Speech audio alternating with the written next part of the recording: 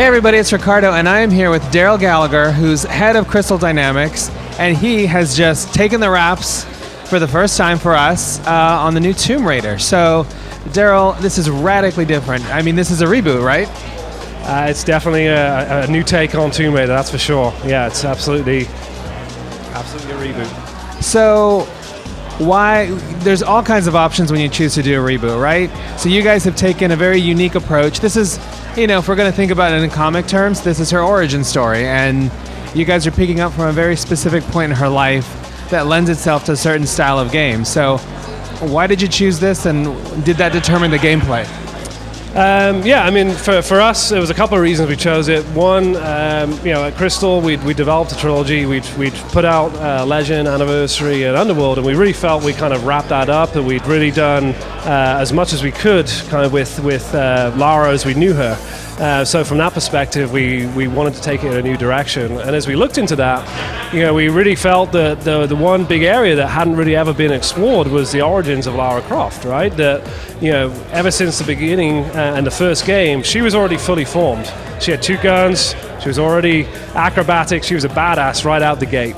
And we really felt that there was kind of a piece missing in terms of this, incredible character that we all know, that we actually didn't know how she became who she was. So that was an interesting place to start. Now, part and parcel with that kind of sensitive approach to telling her story is a new style of narrative, because for the most part, the previous game's a little thin on the narrative.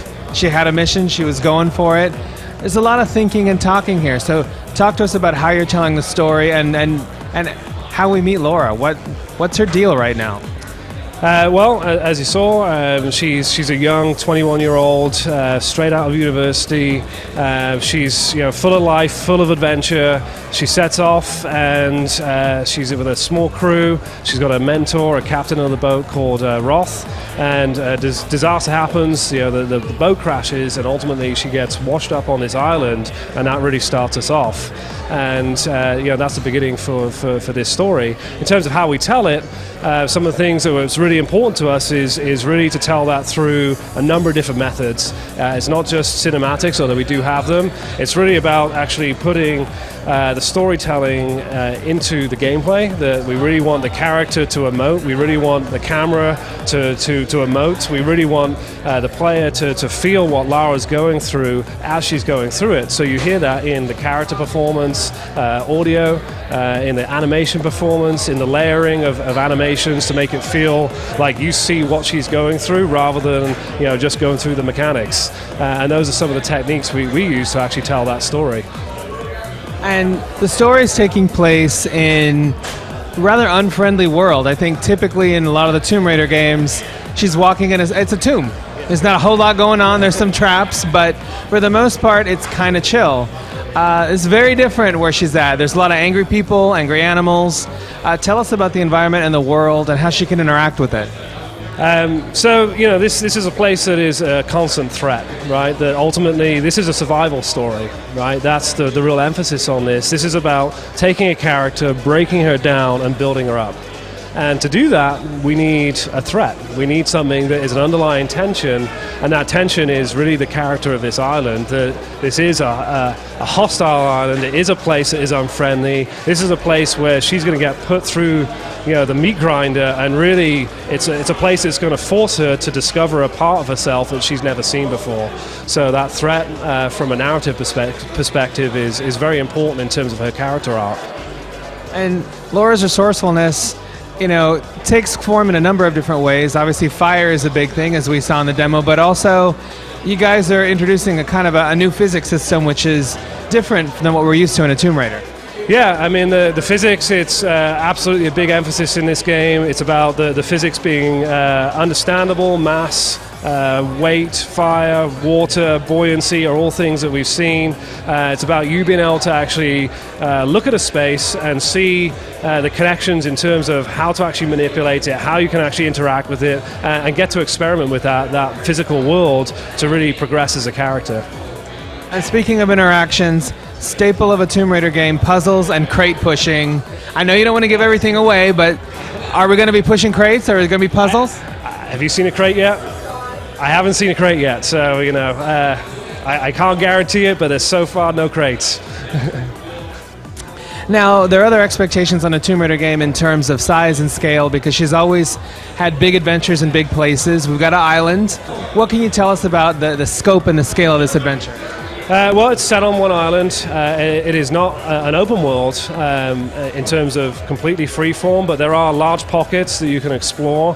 We have hubs that you can actually spend a lot of time in. There are a number of different hubs in terms of around the island, and ultimately it's a very large. There are very large spaces in terms of your ability to get immersed, to actually learn about the island, to collect resources, to learn more story bits.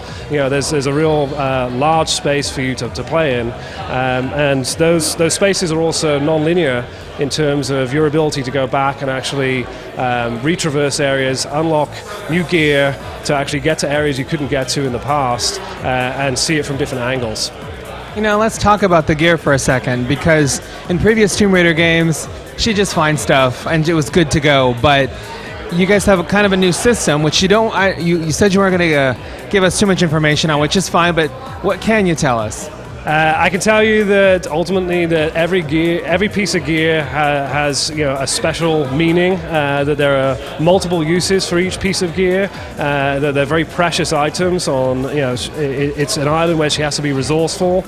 She has to survive. So these things are very meaningful pieces of gear, and we have the ability for you as a player to upgrade pieces of gear as you go through the game. So there are rewards for exploration, there are rewards for scavenging, and there are rewards for being resourceful.